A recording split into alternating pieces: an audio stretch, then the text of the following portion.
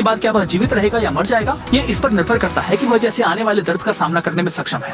इसके बाद उसने अपने हाथ को धीरे धीरे घाव के करीब ले जाना शुरू किया, लेकिन जैसे ही उसने हल्के से छुआ वह दर्द से कराह उठा। लेकिन जीवित रहने के लिए आदमी खुद को अपने बाएं हाथ से लगातार प्रेरित करता रहा। जब उसने मन में एक बड़ी मानसिक तैयारी की तो वह दांत भींचकर जोर लगाने लगा। आरे के लगातार घिसने के साथ अधिक भार सहन न कर सकने वाला धनुष आखिरकार टूट गया। हालांकि बस पंखयुक्त तीर को तोड़ने में ही उस आदमी की बहुत सी ऊर्जा खर्च हो गई, लेकिन उसे आराम करने का मौका ही नहीं मिला। उसने निर्भर था। जैसे ही लोहे का टुकड़ा चमकीला लाल रंग दिखाने लगा, उसे पता चल गया कि वह अत्यधिक खून बहने से नहीं मरेगा, मर गया। फिर उसने गहरी सांस ली और बिना किसी हिचकिचाहट के अभी तक ठंडा नहीं हुए लोहे के टुकड़े को घाव पर लगा दिया। ये सब करने के बाद वह आदमी चुपचाप जमीन पर ढह गया, पूरी तरह से पसीने से तर। अब वह अपनी छोटी उंगली भी हिलाना नहीं चाहता था। हालांकि बाहर के दो विक्षिप्त लोग उसे इतनी आसानी से नहीं छोड़ने वाले थे।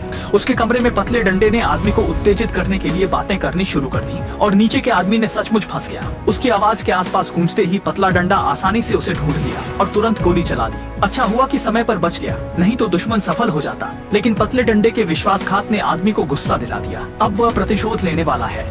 आदमी ने लोहे के डिब्बे से एक जंग लगा हुआ लोहे का ड्रिल बिट निकाला, फिर उसे एक इलेक्ट्रिक ड्रिल पर लगाया और उसके बाद स्टार्ट बटन दबाया। इस समय कमरे में एक अपराधी, उसने बिना किसी पागलपन की लड़ाई शुरू कर दी। उसने कार्रवाई की, देखा कि उसने फ्लेम थ्रोवर जलाया, फिर डॉलर की एक गड्डी उसके ऊपर रख दी और तुरंत ही तहखाने के वेंटिलेशन शाफ्ट को खोला और जलती हुई डॉलर को कमरे के फर्श पर फेंक दिया।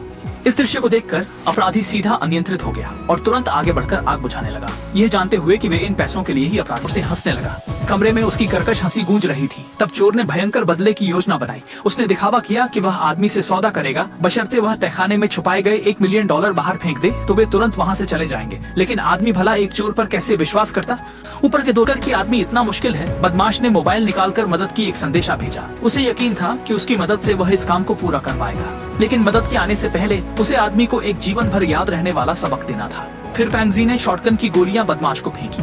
कभी नहीं सोचा था एक गोली वेंटिलेशन खुलने पर गिर गई, जो आदमी के द्वारा उठा ली गई, लेकिन ये नहीं जानते थे कि यह गोली युद्ध की दिशा बदल देगी। इसी बीच डाकू पानी के पाइप को लेकर तहखाने के प्रवेश द्वार पर आ गया। एक सिरा प्राकृतिक गैस की पाइपलाइन से जोड़ा और फिर आग जला दी। गैस के निकलने के साथ ही वाल्व खोलते ही वो खलनायक भी एक धूर्त मुस्कान के साथ मुस्कुराया। बेसमेंट के वेंट से उस आदमी को भी समझ आ गया कि उसे आगे क्या सामना करना पड़ेगा।